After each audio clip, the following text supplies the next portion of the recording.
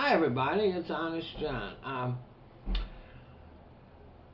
During the Gulf oil spill, we learned just how woefully unprepared the oil companies are to clean up an oil spill. As a matter of fact, this is demonstrated every time there's an oil spill anywhere, whether it's on land or sea. The equipment used to battle the oil spill is never readily on hand, so time is wasted and the damage spreads. And what is especially outrageous is that the technology used to fight the spill and clean up after it is exactly the same technology that we used in the 1970s. We use various types of booms which boats drag across the surface of the water trying to corral the spill. We use skimmers, and we use dispersants, which are themselves toxic to the environment.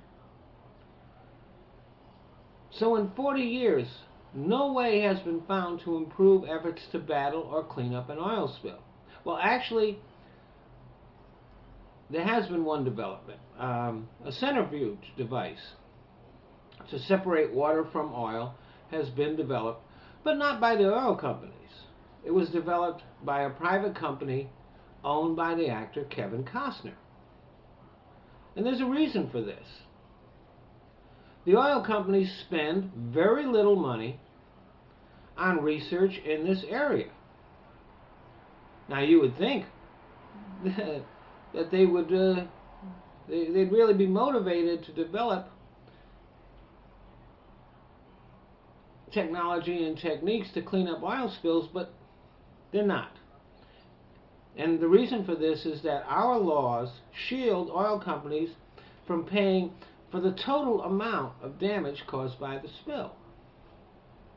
Now don't get me wrong, BP, for example, is putting out a huge amount of money to compensate people whose livelihoods were harmed by the Gulf spill. But if they had to pay for all of the damage, both present and to come, that was caused by the spill, they wouldn't see any profit for a long time. If, for example, BP had to buy every animal, every bird, every fish harmed by its spill, they'd be putting out money for a long, long time. Now, I'm not advocating putting oil companies out of business. But we have two choices. Either force them to put a whole lot more money into research, into cleaning up and fighting oil spills, or make it so expensive for them when they do screw up that they put a whole lot more money and energy into preventing oil spills to begin with. Thanks for listening.